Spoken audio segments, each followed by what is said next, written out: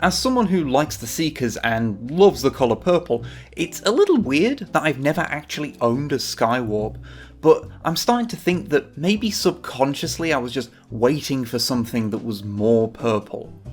And fortunately, there's a solution to that. Hotlink is from that strata of characters that were retroactively given names after being a generic background character that appeared in like one scene of one episode of the G1 cartoon. Their entire deal was they had a flamethrower. And that's about it. This 2020 Voyager class version of Hotlink is from the War for Cybertron Netflix line, as he appeared in that show. Somewhere. Allegedly. I'm not watching it again to find out where.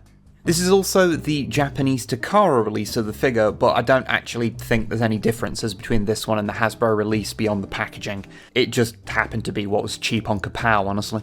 Regardless, he's a very purple redeco of the Siege Seeker mould, a mould I missed out on, so this is my first experience with it. The little spots of orange really pop out well against his dark colour scheme, and I do really like the white faceplate, giving a very different vibe to the standard silver one. Oh, and he does have light piping, which YouTube Transformers review bylaws require me to point out.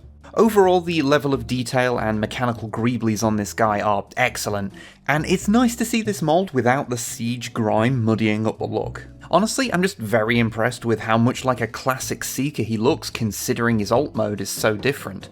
Granted, it's mostly achieved by cheating, but still, it's impressive. His articulation is pretty nice, although you do get the occasional issues with posing him due to his feet, since look at them. But he does have a waist swivel, which is something many Seeker toys never manage. Plus the spring-loaded fillers on the back of his legs that allow his knees to get well over 90 degrees without being hollow are a really nice touch. His wings are even positioned far enough back that they avoid clashing with the arms, unlike the old classic Seekers, and the wings can even fold out of the way even if they did.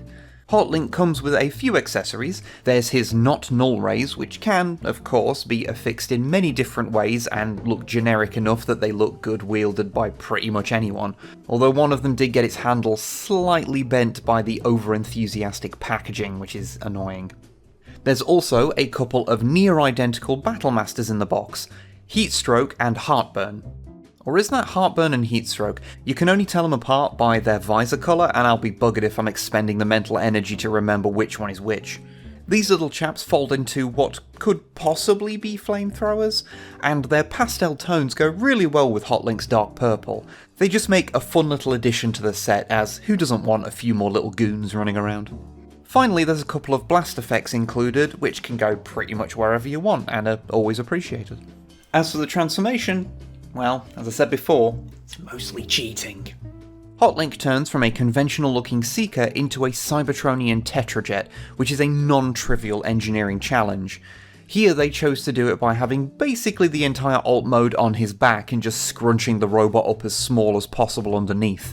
Whilst that sort of thing bothered me a lot with Earthrise RC, here I'm okay with it because it's just much better realised, or possibly since that's not exactly uncommon for a Transformer with a plain alt mode. Although the noise the nose cone on mine makes when you pull it down is a little, upsetting.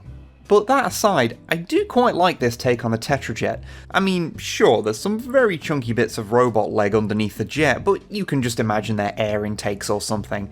And we just ignore the faux cockpit on the back. It's a power cell or something, it's fine. Also, I do really like these almost hidden Decepticon symbols, like he's trying to hide his allegiance as if a big purple Cybertronian plane was likely to be anything else.